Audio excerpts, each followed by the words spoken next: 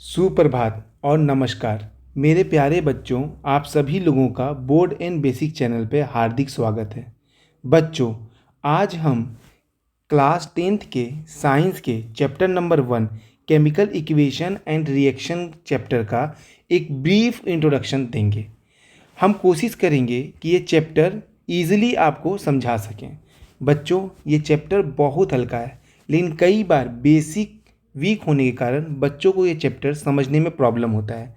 तो आइए हमारे साथ सरल भाषा में इसको समझने का एक प्रयास करते हैं। सबसे पहले केमिकल रिएक्शन क्या है? केमिकल रिएक्शन एक प्रोसेस है जिसमें रिएक्टेंट प्रोडक्ट में ट्रांसफॉर्म होता है। अब कैसे ट्रांसफॉर्म होता है? तो रिएक्टेंट के जो मॉलिक्यूल्स होते हैं वो आपस में बॉन्ड को जोड़ते हैं या तोड़ते हैं। दूसरी चीज़, सर कौन रिएक्टेंट होता है और कौन प्रोडक्ट होता है? तो इस एरो के टेल के साइड में जो होते हैं वो रिएक्टेंट होते हैं और हेड के साइड पे जो होते हैं वो प्रोडक्ट होते हैं। कैसे? एक एग्जांपल से समझते हैं। Hydrogen plus oxygen gives H2O water.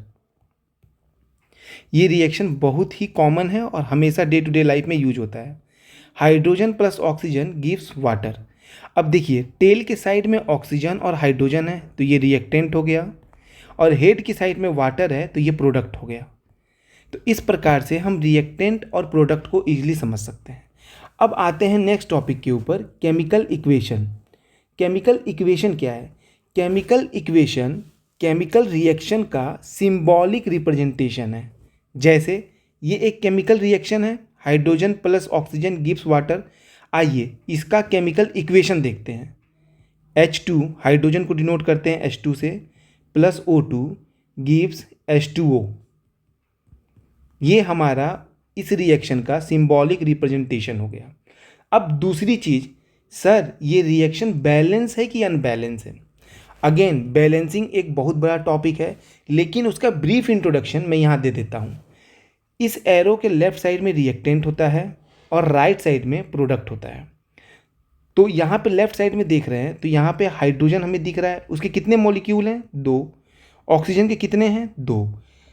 Product के साइड में हाइड्रोजन कितना है? 2। और ऑक्सीजन कितना है? 1। मेरा हाइड्रोजन दोनों साइड में इक्वल है, लेकिन ऑक्सीजन एक साइड में 2 है और एक साइड में 1 है। तो इसको बैलेंस करने के लिए हम यहाँ पे ऑक्सीजन में 2 का मल्टीप्लाई कर देते हैं। 2 का मल्टीप्लाई करेंगे तो ऑक्सीजन तो हमारा 2 हो गया, लेकिन यही 2 हाइड्रोजन में भी मल्टीप्लाई होगा और हमारा 4 हो जाएगा। अब ऑक्सीजन तो हमारा बैलेंस है, लेकिन हाइड्रोजन इम्बैलेंस हो गया है। इधर हम आते हैं, यहाँ हमारा 2 है, यदि हम 2 का मल्टीप्लाई कर देंगे तो हमारा यहाँ हाइड्रोजन 4 हो जाएगा। अब देखिए, लेफ्ट साइड में और राइट साइड में हर एक एटम इक्वल है। हाइड्रोजन 4 4, ऑक्सीजन 2 और 2। इस तरीके से अनबैलेंस इक्वेशन को बैलेंस किया जा सकता है। बच्चों, हमारे साथ इसी तरीके के छोटे छोटे टॉपिक को कवर करने के लिए इस चैनल पे बने रहें। आप सभी लोगों का धन्यवाद।